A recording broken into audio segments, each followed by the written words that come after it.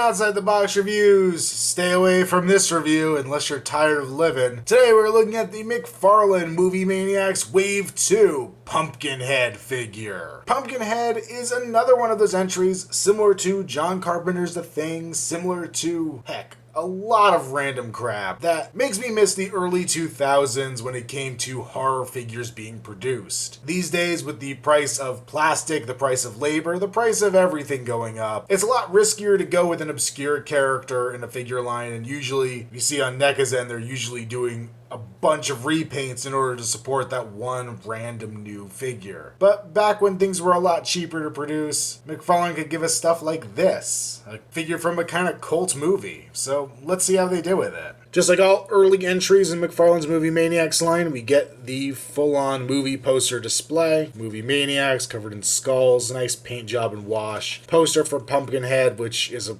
crappy poster. I don't care for this poster much at all. I think they were trying not to show too much of the monster, but it's just kind of lame looking. But overall, same thing we've gotten a lot of times before from McFarlane.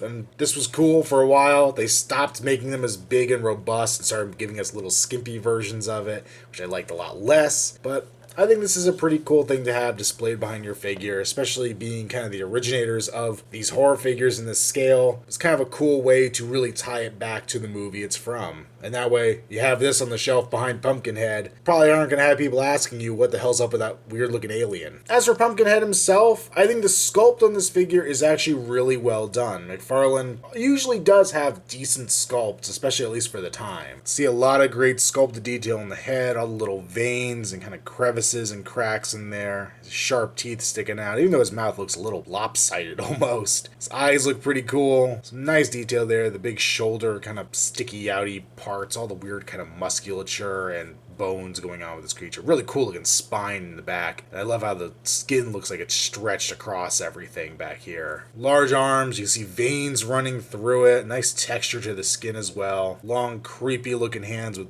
big sharp fingernails at the end. It's pretty nicely done. Coming down to the waist, some more good detail in there. I like how you can kind of see underneath the rib cage as well. Kind of hip bone back there, it's cool looking. His tail coming back here, pretty basic looking tail. And his very large back bent legs. The legs weren't quite this thick in the film, I don't believe. They actually had to use wires to suspend the actor in the suit. So these are probably a conceit to let the figure stand on its own. We do have the little claw up here as well. They're nicely done. Like I said, just a little oversized. But my main problem with this figure is actually the color. They painted this figure mostly brown. There are some tan areas to it, and I believe that tan color should have been the color of most of this figure. I was watching some behind the scenes stuff for the movie, and they actually said that they really wanted to go with a lighter colored creature simply for the fact that it was reminiscent of the Xenomorph anyway. Stan Winston Studios had recently just done a Xenomorph, and they really wanted something that was kind of the opposite color-wise to the alien. So giving it this dark color scheme, well, it is a cool color scheme. It has that light area kind of patched in there, some darker browns. I mean, overall, it's a cool look for the character, but just not exactly screen accurate. For articulation, being a McFarlane figure, there's not a whole lot. There's nothing in the head. I really wish it had an articulated jaw. I think that would help this figure a lot. The arms have a pin socket joint up at the top, so you can go pretty far up, as well as forward and back, but nothing else throughout the arm, so it's pretty stuck in this pose. We do have a swivel at the wrist, a swivel at the waist, which if you move at all, looks really weird. A swivel at the hip, kind of a V-cut at the crotch, but really does nothing because no other articulation in the legs won't let you move it so that he can support himself after that V-cut is moved. And then we do get a bendy wire tail, but this feels pretty flimsy and I'm actually pretty afraid to move it too much. And for a size comparison, let's have Lance Hendrickson in his aliens form looking a little different than he did in Pumpkinhead, but cool to have these two characters side by side. And there's a pretty good height difference. Of course, Pumpkinhead is sculpted with bent knees